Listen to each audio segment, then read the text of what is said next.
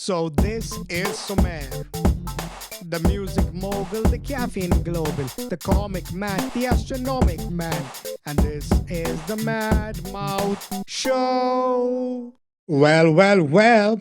Welcome back, all you Chelsea fans. You know what time it is. Today we're going to be talking about Chelsea getting robbed. Chelsea also threw it away. And we'll also be talking about the other remaining games that I saw this week. So it's going to be like a whole weekend roundup. But before we get into all the good discussions, you know what to do, guys. Like, share, and subscribe to my channel. I'm your host, the one and only Mad Mouth, and this is the Mad Mouth Show. Now, guys, first of all, I really want to say one thing is that Chelsea were definitely robbed. I mean, that was an offside, and that goal should not have stood. When Fulham, the decision goes against them, there's such a big hue and cry about it. But when something happens the same with Chelsea, nobody gives a shit. There's definitely an agenda that's against Chelsea, and we can all see it. PGMOL, you guys are the biggest frauds. You do not look into what's happening with Chelsea. But it's okay. You know what, guys? These things are going to happen. And tomorrow, when it goes in favor of Chelsea, I'm going to show the bloody middle finger right back. So let's take this as a draw. Obviously, we deserve to win. We were the better team. In the beginning, Maresca got his tactics wrong, which maybe he tried. At least he's trying. He thought maybe, let's rest the players. Let's put in a younger squad, but he failed. He changed it, and it worked. But also, I feel Enzo Maresca should not be taking such risks in the Premier League because every game counts, and hopefully, he's learned after this game.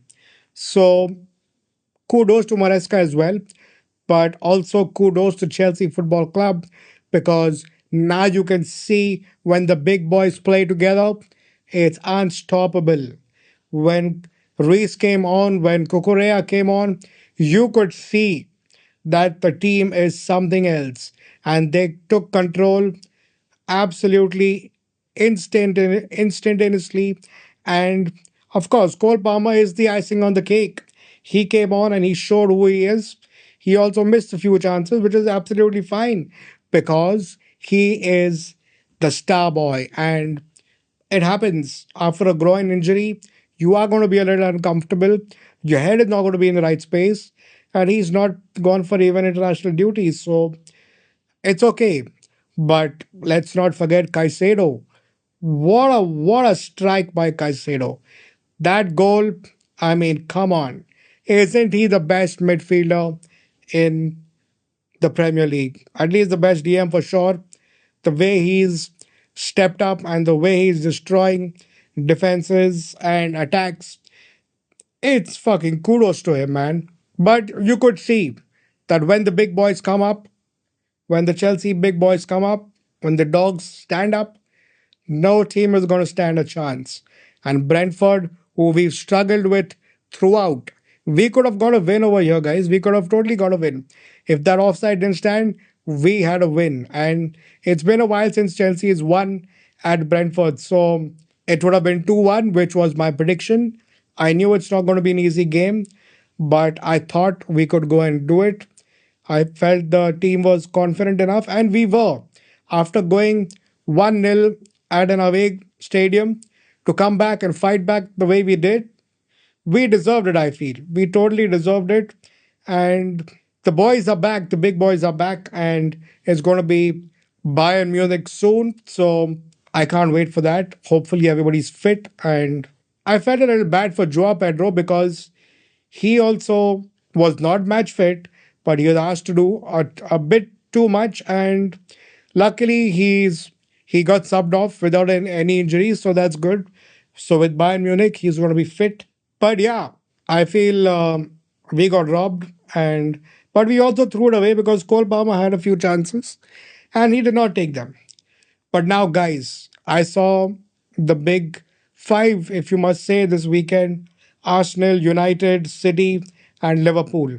I felt Arsenal were pretty pathetic until Zubimendi. That also Zubimendi's goal was a deflection, and as a obviously it was a really good pass to him by Calafiori, but they were struggling. They had zero creativity for quite a while, and that's not what Arsenal should be putting out. The creativity should be spot on. Yeah, you might dominate, you might defend well, but where is the creativity? Absolutely no creativity. All the Arsenal fans are like Madwakey, wow, wow. Madwakey completely boasted and all. No, he did not. That's all he does. He runs, runs, runs, dribbles, and it does not materialize to anything. So if that's what you're happy doing, that's what even Martinelli does. So, well, Arsenal fans, you can be happy if you want, but this is not. This is why we sold Madwakey. But that's it for Arsenal. They just got lucky, I feel, because first of all, if Nuno was there, the team would have been very defensively set up, and I doubt Arsenal would have found a way out there. They also had positives to take because Mascara came in and he fitted like a glove with no Saliba, which was good. Madueke, yeah, he's a good backup for Saka, but it's still not there at all. If Arsenal fans are thinking that Madueke is going to be competing, I'm sorry, you are highly mistaken. And Eze is the good spark. That's one positive take from there. And of course, Zubimendi, but it took a while for that to even settle in. Now, Liverpool, let's talk about Liverpool, guys. I feel Liverpool were absolutely garbage with the squad and the money they've spent. They were absolutely garbage. They could not shoot from open play. And they've been struggling with this for a while. Even though they've got such a good attack, such creative minded players, they've got Mo Salah. Okay, you've got Mo Salah, who is by far the best right winger in the world right now, and you could not score from open play. It took a mistake from Burnley. From Burnley, guys.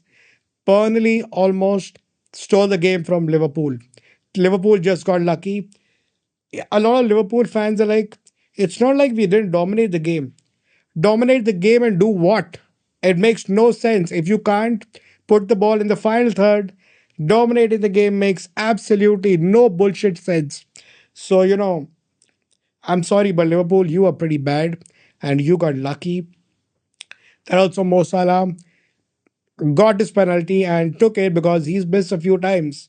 But otherwise, from creativity wise, there was absolutely nothing. You could not find the back of the net.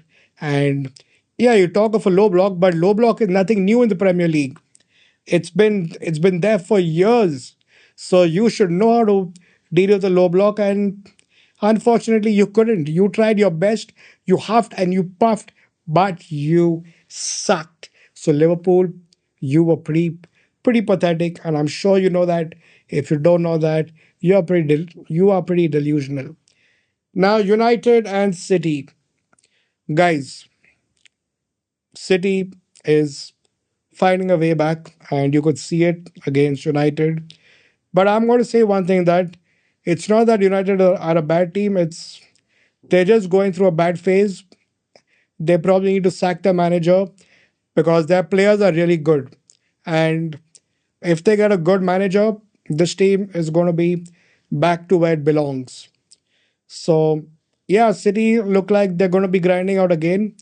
And Pep seems to have found a new way with even Donnarumma, who's a very good goalkeeper where shot stopping is going.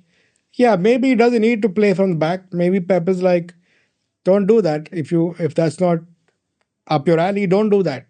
And well, if you've got that planned out, sorted out, that's going to be incredible for City because he can stop, he can short stop very well, and they showed that yesterday. So this is a weekend roundup, but also guys, I feel Tottenham are slyly creeping up the table. And even though I really wanted Tottenham to win against United, and they did win, and I just wanted that for expressions because I wanted to see him happy. But no, this needs to stop, guys. Tottenham cannot be winning games so easily, and they are slowly creeping up the ladder. And I do not want expressions to be running his mouth all the time saying Tottenham are winning, winning, winning, because that is going to be too much. Too much of anything is bad. So I really like expressions when his team loses and when he's crying. I mean, I find that more entertaining. I don't want his team winning, and we've all got to keep an eye out for Tottenham because they slowly seem to be walking up the ladder, and hopefully this stops. So this is my weekend roundup. So I'm going to end the stream now, but before I do so, please put down all your opinions in the comment section and tell me what you agreed to and what you didn't agree to, because I had to speak my mind, and this is what I felt was my visualization of the weekend games. And now I'm going to end the stream, but before I do so, you know the drill, guys. Like, share, and subscribe to my channel. Let's go. Adios, amigos. Take care. See you soon.